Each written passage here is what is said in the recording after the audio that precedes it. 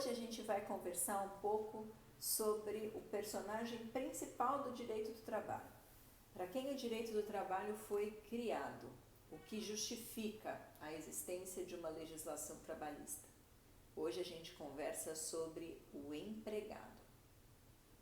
Bom, a definição de empregado está lá no artigo 3º da CLT. Se você olhar esse artigo, você vai descobrir que empregado é a pessoa física que presta serviço pessoalmente e de forma não eventual a uma outra pessoa, sob a direção desta outra pessoa, em troca de salário. Necessariamente, o empregado é uma pessoa física. Necessariamente, ele presta serviço, ele trabalha com habitualidade. Ele sempre está subordinado ao seu empregador e ele só trabalha em troca de remuneração.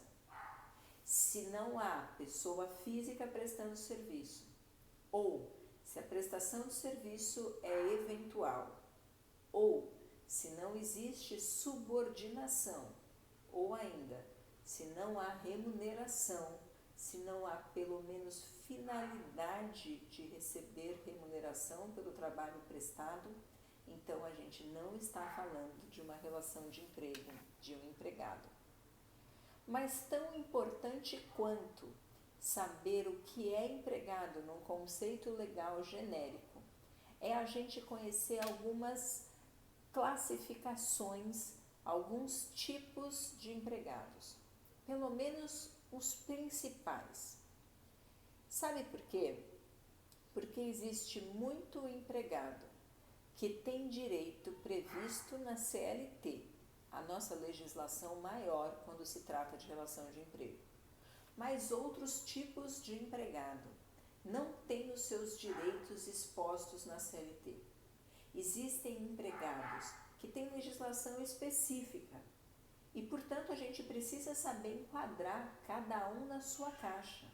Eu preciso conseguir classificar os empregados para saber qual lei eu aplico a cada tipo de relação. Nesse sentido, eu acho que é a separação primeira que deve ser feita, que a principal classificação é entre os empregados rurais e os empregados urbanos. O jeito mais fácil da gente conseguir diferenciar um do outro é olhar primeiro para o rural. E para eu conseguir saber quem é o empregado rural, eu preciso necessariamente saber e olhar para as condições e peculiaridades do seu empregador. É pela atividade do empregador que eu sei quando o empregado é rural ou urbano. Se aquele que toma o serviço, se o empregador tem uma atividade, toma o serviço para fomentar uma atividade agropecuária, hortigranjeira, de extrativismo vegetal, nesse caso eu estou falando de um empregado rural. Mas não é só quem faz essa atividade mais rudimentar que a lei enquadra como sendo rural. Aqueles que prestam primeiro beneficiamento na matéria-prima também são considerados rurais. Por exemplo, tanto é rural aquele que tem uma criação de gado numa fazenda, como é também um empregado rural aquele que recebe o gado abatido e separa, por exemplo, a carne que vai servir para consumo do couro que vai servir para a indústria em geral. Então veja, o rural ele tem uma classificação um pouco intuitiva no que diz respeito às atividades principais. Então, quem trabalha com pecuária, quem trabalha no setor agrícola, quem trabalha com extrativismo, mas a gente não pode esquecer daqueles que fazem o primeiro beneficiamento. Se você estiver numa situação concreta, em que a atividade na qual a pessoa trabalha se enquadra num desses casos, você não vai aplicar de cara a CLT. Para essas relações, a CLT só é aplicada supletivamente, subsidiariamente, em caso de lacuna. Nesses casos, a gente tem uma legislação própria, específica. Então, para as relações de emprego classificadas como rurais, a gente deve aplicar a Lei 5889 de 73. Essa lei, ela é regulamentada por um decreto, que também traz normas aplicáveis a esse tipo de relação jurídica de emprego rural. O decreto que regulamenta a Lei 5889 é o decreto 73626 de 74. Então, só em caso de lacuna, quando nem a lei e nem o decreto que a regulamenta tratam de um determinado assunto, desde que haja compatibilidade, é aplicada a CLT. Quem não é empregado rural, consequentemente, é enquadrado como empregado urbano. Para os urbanos, via de regra, a gente aplica CLT. Mas acontece que tem alguns trabalhadores urbanos especiais. E aí vem um segundo tipo de trabalhador que a gente precisa destacar, que são os empregados domésticos. Bom, o empregado doméstico é aquele que atende todos os requisitos do artigo 3º, mas que trabalha para uma pessoa física ou para a família dela, no âmbito familiar, no âmbito residencial. E desde que aquele que toma o seu serviço, aquele empregador, não tenha finalidade lucrativa com o resultado do trabalho. Daí a gente já tem uma série de requisitos que configuram o empregado doméstico. Bom, primeiro, a contratação necessariamente tem que ser feita por pessoa física ou pela família, pelo agrupamento familiar. Veja bem, se existe uma contratação e o empregador é pessoa jurídica, então a gente já não está falando, em hipótese alguma, de um empregado doméstico. Neste caso, o empregador, assim como o empregado, também deve ser pessoa física. E mais, como o empregado doméstico trabalha para a família, em existindo mais do que uma pessoa compondo essa família, todos são responsáveis pelo cumprimento dos direitos trabalhistas que aquele empregado tem. E a responsabilidade, nesse caso, é solidária. Então, você imagine que um casal contrata uma empregada doméstica. Se esse casal, porventura, se separar, até o dia em que um dos cônjuges sai da residência, todos os direitos não adimplidos daquela empregada podem ser cobrados de um ou de outro.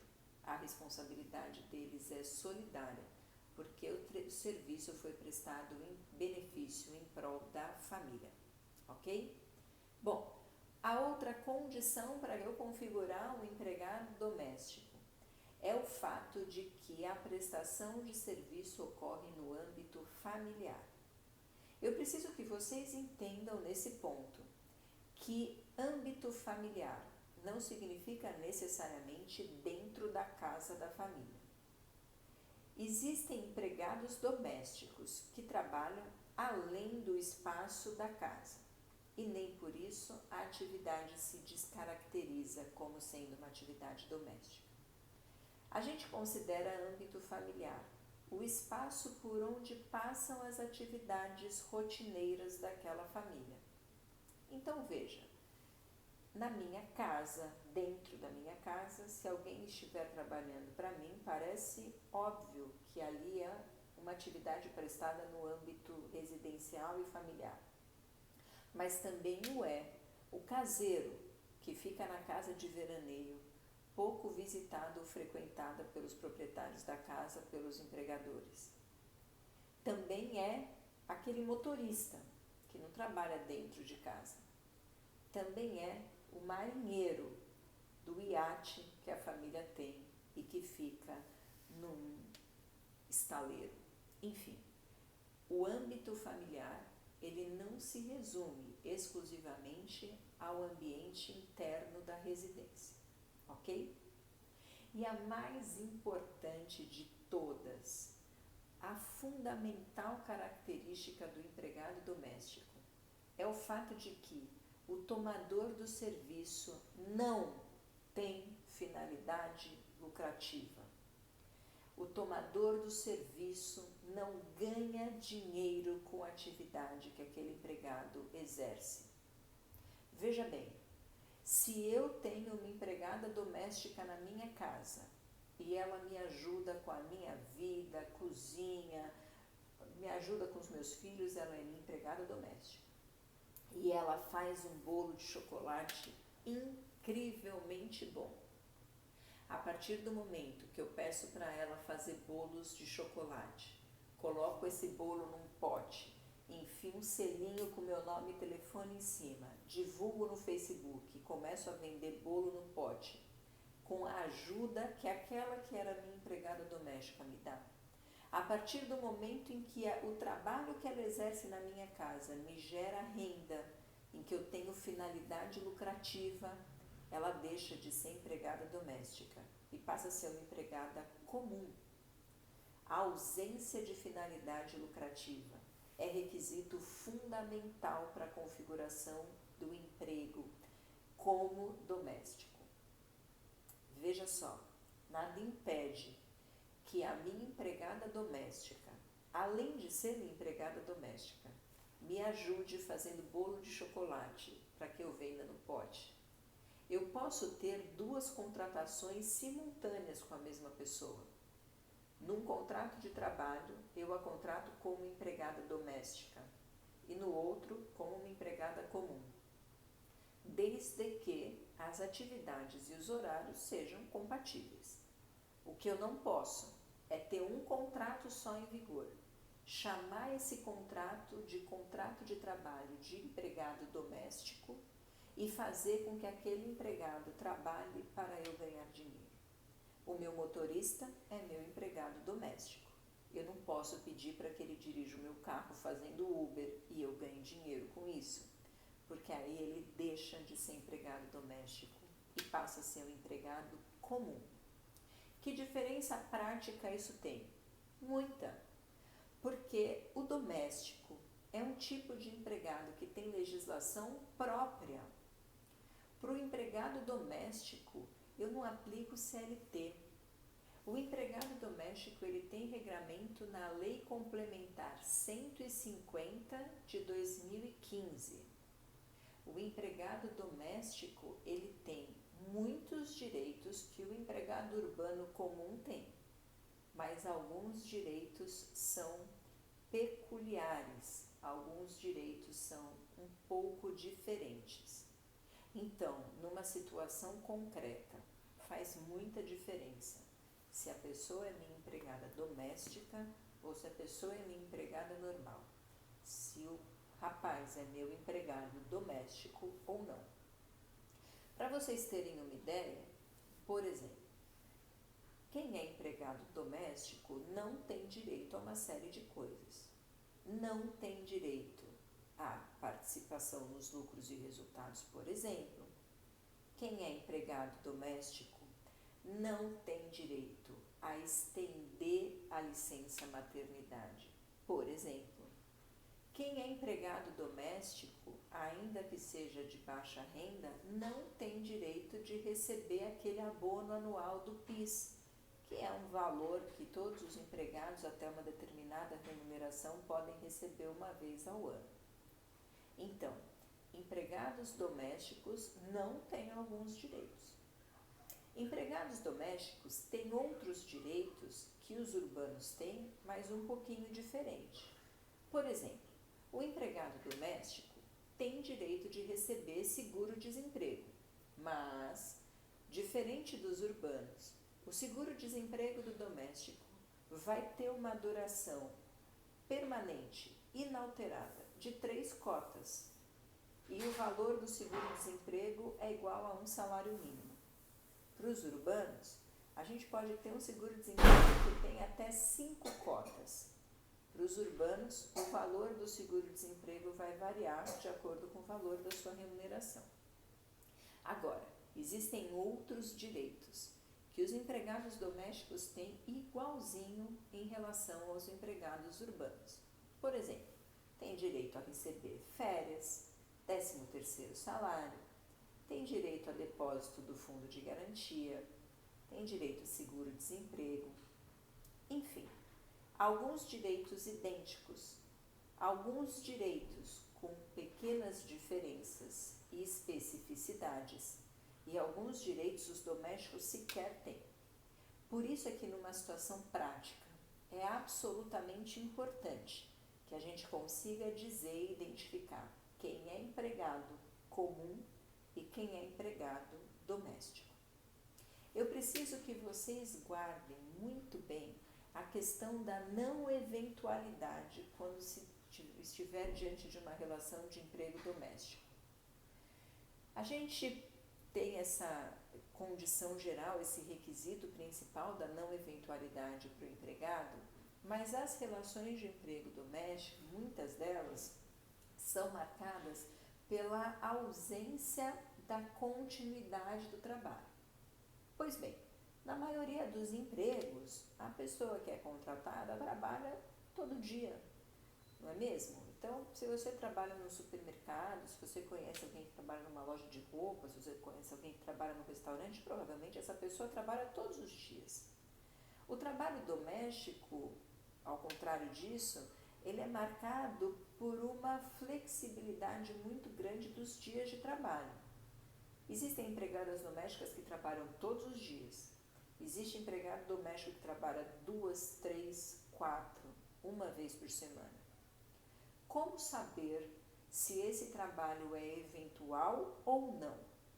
Porque para ser relação de emprego, para ser empregado que demanda carteira assinada, que eu aplico a lei complementar 150, que eu pago férias 13º, que eu registro, eu preciso que a prestação do serviço seja não eventual. Eu preciso que haja habitualidade. Como saber, diante de tantas configurações de contratações de empregados domésticos, o que é habitual e o que não é habitual? Bom, a discussão foi rolando pelos anos. As demandas judiciais foram aos montes. Havia juiz que dizia que se a pessoa trabalhava 2 vezes por semana, não era uma diarista, era empregada doméstica. Outros diziam que 4 vezes por semana ainda era diarista e não empregada efetiva. Tem gente que dizia que o que eu faço com aquela empregada que trabalha a cada 15 dias, enfim. Existia decisão para tudo que é gosto e uma instabilidade muito grande. Porque sempre que alguém ia contratar, uma pessoa vai trabalhar dentro de casa, pensava, bom, eu vou contratar para trabalhar para mim terça e quinta. Eu preciso registrar essa pessoa? Ela é minha empregada efetiva ou não?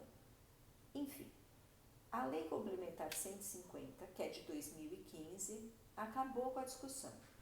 E isso vocês precisam ter gravado na mente de vocês.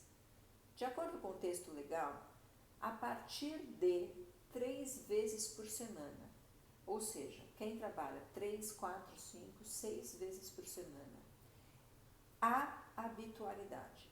Este trabalho de mais do que 2 vezes por semana é considerado um trabalho prestado de forma habitualmente. Nesse caso, necessariamente, você precisa registrar esse empregado doméstico e ele vai ser necessariamente tratado como um empregado efetivo e não como um diarista. 1, 2 vezes por semana ou menos do que isso, aí não há habitualidade presumida por lei. Isso quer dizer que se você contrata uma empregada para trabalhar terça e quinta, ela ainda pode, por força de lei, ser considerada uma diarista e não uma empregada efetiva. Você não precisa registrá-la, por exemplo. Só que esta presunção legal serve apenas para acabar com a dúvida, caso ela exista.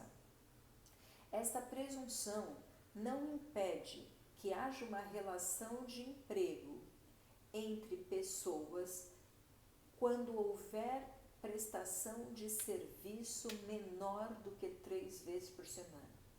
Se você contratar uma empregada para trabalhar na sua casa terça e quinta, você pode registrá-la como empregada doméstica. Se você espontaneamente declara que aquela relação é uma relação de emprego, então não há dúvida e esta relação é de emprego.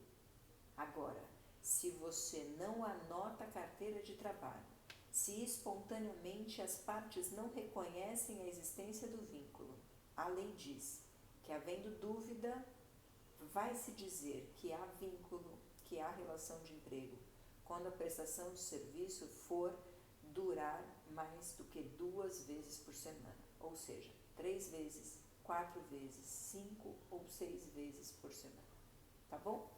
É super importante a gente lembrar da questão da não eventualidade em relação ao empregado doméstico e nunca mais esquecer que uma das principais condições e requisitos para a configuração é que não haja finalidade lucrativa por parte do tomador desse serviço.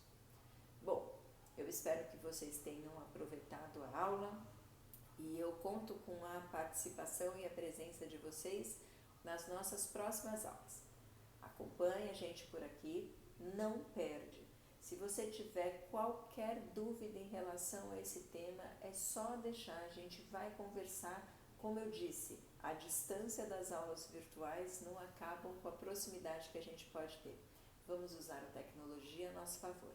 Continua comigo nas próximas aulas e eu espero que vocês tenham gostado dessa primeira aula.